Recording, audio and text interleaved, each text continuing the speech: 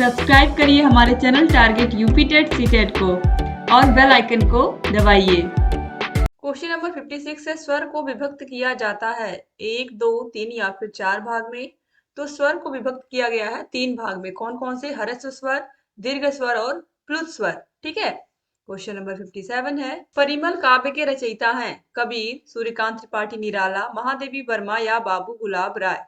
दोस्तों right answer है option number ब, सूर्यकांत त्रिपाठी निराला। दोस्तों इससे पहले क्वेश्चन नंबर 55 तक हम लोगों ने फर्स्ट पार्ट में कंप्लीट पढ़ लिया था। अगर आपने नहीं देखा है तो डिस्क्रिप्शन बॉक्स और कमेंट बॉक्स में आपको लिंक मिल जाएगी, आप जरूर देख लीजिए। क्वेश्चन नंबर 58 है, खूब लड़ी मर्दानी वह तो झांसी वाली रानी थी की रचयिता थी। तो सुभद्रा कुमारी चौहान ने ये लिखा है, तो ऑप्शन द यहाँ पर राइट आंसर हो जाएगा। क्वेश्चन नंबर 59 है, पंचपात्र के लेखक हैं श्री पदुमलाल पुन्नालाल बख्शी, वाजपेयी जी, डॉक्टर नागेंद्र या मिश्र जी। तो पंचपात्र के लेखक हैं श्री पदुमलाल पुन्नालाल बख्शी जी। क्वेश्चन नंबर 60 पे आते हैं, हिंदी जग जीवन यहाँ पर लिखा है नवजीवन होगा। हिंदी नवजीवन का संपादन किसने किया था? इस क्वेश्चन का आंसर मैंने आप लोगों को पवन सीरीज में भी बताया है कि इसका जो आंसर है वो गांधी जी है, और गांधी जी इसमें से किसी भी ऑप्शन में नहीं है। ठीक है।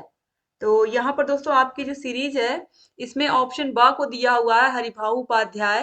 तो यहाँ पर जो मुझे एग्जैक्ट पता है, जो मैंने सर्च किया है, उसमें मुझे गांधी जी ही मिले हैं, इस वजह से मैं यहाँ पर आपको गांधी जी बता रही हूँ। ठीक है।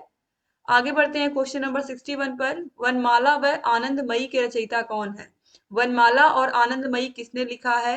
मिश्र जी, राम कुमार वर्मा, महावीर प्रसाद द्विवेदी या डॉक्टर नागेंद्र। तो राइट आंसर है डॉक्टर नागेंद्र। क्वेश्चन नंबर 62 है, वीणा काव्य रचयिता, काव्य रचना के रचयिता कौन है? सुमित्रा नंदन पंत, सोहन लाल द्विवेदी, सुभद्रा कुमारी चौहान या राम कुमार वर्मा। तो राइट आंसर दोस्तों हो जाएगा ऑप्शन नंबर अ, सुमित्रा नंदन पंत। क्वेश्चन नंबर 63 है, राम नरेश त्रिपाठी का जन्म हुआ था। राम नरेश त्रिपाठी का जन्म कब हुआ था? तो राम नरेश त्रिपाठी का जन्म 1889 में हुआ था। बिल्कुल सही है ऑप्शन अ। क्वेश्चन नंबर 64 है, काशी में नागरी प्रचारणी सभा की स्थापना किसने की थी? तो काशी में यानी कि बनारस में नागरी प्रचारणी सभा की स्थापना की थी श्याम सुंदर दास जी ने। तो ऑप्शन सा यहाँ पर राइट आंसर हो जाएगा। क्वेश्चन नंबर 65 है, शुद्ध वर्तनी वाले शब्द का चयन कीजिए। इसमें से कौन से ऑप्शन में जो आशीर्वाद है वो बिल्कुल सही लिखा है? तो ऑप्शन द में लिखा हुआ है। ये बहुत इंपॉर्टेंट क्वेश्चन है। क्वेश्चन नंबर 66 है, प्रत्युपकार शब्द में प्रयुक्त उपसर्गों की संख्या कितनी है? ये सब पूछे हुए प्रश्न आप देख रहे हो, ये पवन सीरीज में लिखे हुए थे किस सन में आए हैं, लेकिन यहाँ पर लिखा हुआ नहीं है। लेकिन ये सब पूछे हुए प्रश्न है पिछले वर्षों में। दोस्तों प्रत्युपकार में प्रति उप यानी कि 2 उपसर्ग हैं, तो ऑप्शन ब यहाँ पर राइट आंसर हो जाएगा। क्वेश्चन नंबर 67 है, राजपुत्र शब्द में प्रयुक्त समास है। राजपुत्र यानी कि राजा का पुत्र, यानी कि इसमें हो जाएगा तत्पुरुष समास। ऑप्शन ब सही हो जाएगा। क्वेश्चन नंबर 68 है, शताब्दी एक्सप्रेस के समय पर पहुंचने की संभावना है। वाक्य किस प्रकार का वाक्य है? ये आपको मैंने बताया था पवन सीरीज में भी कि ये संदेहवाचक वाक्य है, और यहाँ पर आप देखिए राजन सीरीज में इसको सही करके दिया भी है, उसमें संदेश छप गया था। तो ये संदेहवाचक वाक्य है क्योंकि इसमें क्लियर नहीं है शताब्दी एक्सप्रेस आ ही जाएगी समय पर, यहाँ पर संभावना जताई जा रही है केवल। क्वेश्चन नंबर 69 है, शुद्ध वर्तनी वाले शब्द का चयन करिए। इसमें उपर्युक्त सबसे शुद्ध किसमें लिखा है? तो उपर्युक्त इस तरीके से लिखते हैं, ये बिल्कुल सही लिखा हुआ है। ठीक है। आगे बढ़ते हैं क्वेश्चन नंबर 70 पर, पुरस्कार कहानी के लेखक हैं। पुरस्कार कहानी के लेखक जयशंकर प्रसाद हैं। इसके अलावा इनकी बहुत सारी रचनाएं, जैसे कि कामायनी इनका लिखा हुआ महाकाव्य है। इसके अलावा इन्होंने बहुत सारी एकांकी भी लिखी है। ठीक है। इनकी बहुत सारी रचनाएं जैसे कि ध्रुव स्वामिनी हुआ, स्कंद गुप्त हुआ, इसके अलावा झरना, लहर, ये सब इन्होंने ही लिखा है। ठीक है। जन्मेजय का नाग यज्ञ ये भी इन्होंने लिखा है। क्वेश्चन नंबर 71 है, सुगम शब्द का विलोम क्या है? सुगम मतलब आसान, दुर्गम मतलब कठिन, यानी कि ऑप्शन सा यहाँ पर राइट आंसर हो जाएगा। क्वेश्चन नंबर 72 है, उपेंद्र में संधि है।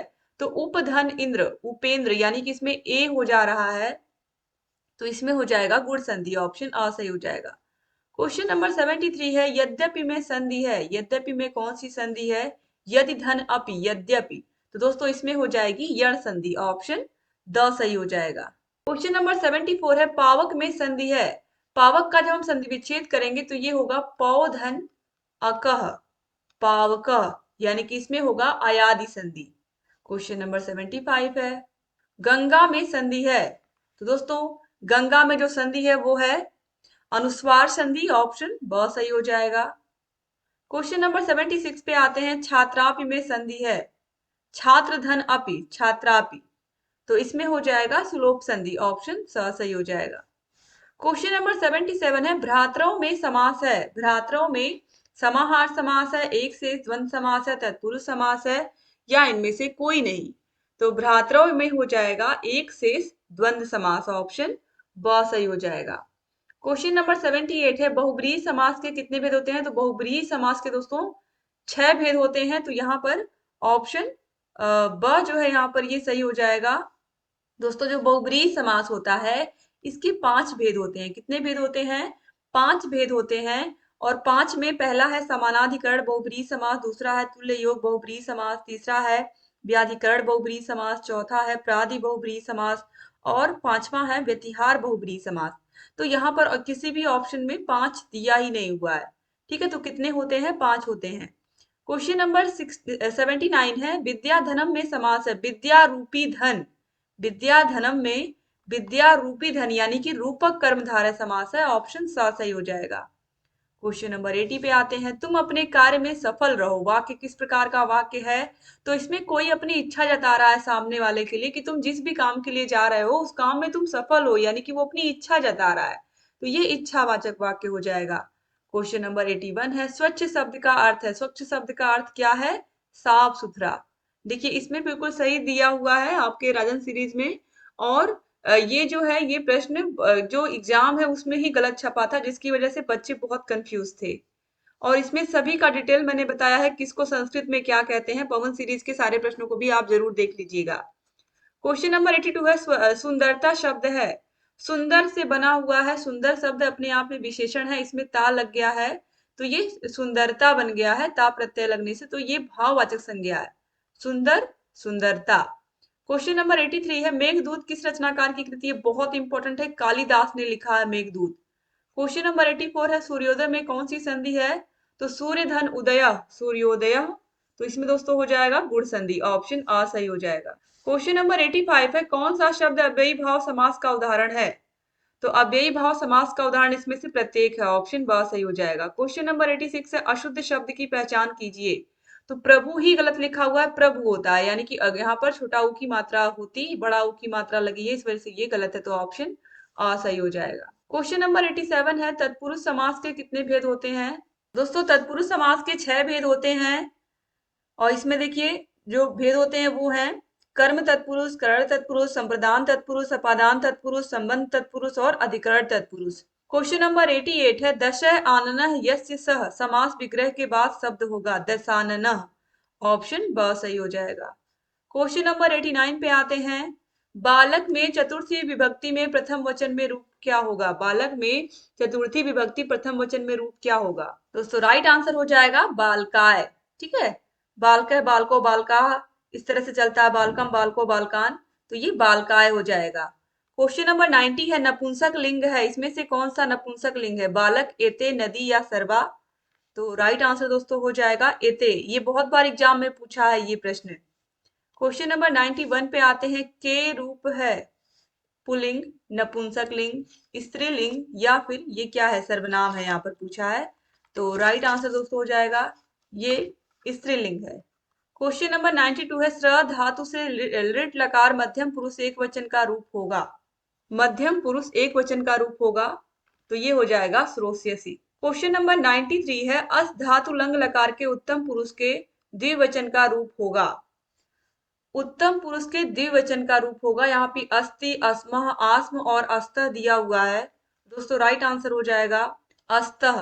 दोस्तों अगर हम अस धातु के लंग लकार की बात करें, अस धातु के लंग लकार की, तो यहाँ पर आप देखिए आसीत, आस्ताम, आसन, आसीह, आस्तम, आस्त, आसम, आस्व, आस्म, तो यहाँ पर हो जाएगा आस्व, तो यहाँ पर आस्व दिया ही नहीं है, ये होगा राइट आंसर होगा आस्व, ठीक है, राइट आंसर क्या होगा आस्व, ये होना चाहिए था, और ये किसी ऑप्शन में नहीं दिया हुआ है, तो इसको आप लोग सही कर लीजिए, यहाँ पर कोई भी ऑप्शन सही नहीं दिया हुआ है, ठीक है।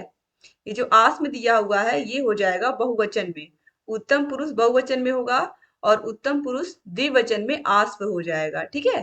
आगे बढ़ते हैं क्वेश्चन नंबर 94 पर। उच्चारण के समय ध्वनियों के समुचित आरोह अवरोह को क्या कहते हैं? तो इसे हम कहते हैं स्वराघात। ऑप्शन अ सही हो जाएगा। क्वेश्चन नंबर 95 है। अनुस्वार के बाद यदि प वर्ग का व्यंजन आता है तो अनुस्वार का उच्चारण होता है। अनुस्वार के बाद यानी कि चंद्र, ये जो बिंदु है, केवल अगर बिंदु के बाद प वर्ग का कोई व्यंजन आता है, प फ ब भ म, तो उसका हो जाता है म। ऑप्शन ब यहाँ पर राइट आंसर हो जाएगा।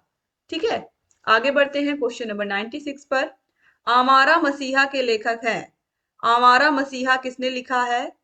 विष्णु प्रभाकर, विष्णुगुप्त, शिव पूजन या कन्हैया लाल मिश्र प्रभाकर, या कन्हैया लाल मिश्र प्रभाकर। तो राइट आंसर दोस्तों यहाँ पर हो जाएगा ऑप्शन नंबर आ, विष्णु प्रभाकर। ठीक है, आगे बढ़ते हैं दोस्तों अगले क्वेश्चन पर। क्वेश्चन नंबर 97 पे आते हैं। काव्य की आत्मा है, ऑलरेडी 2020 में पूछा हुआ प्रश्न है, ये रस है।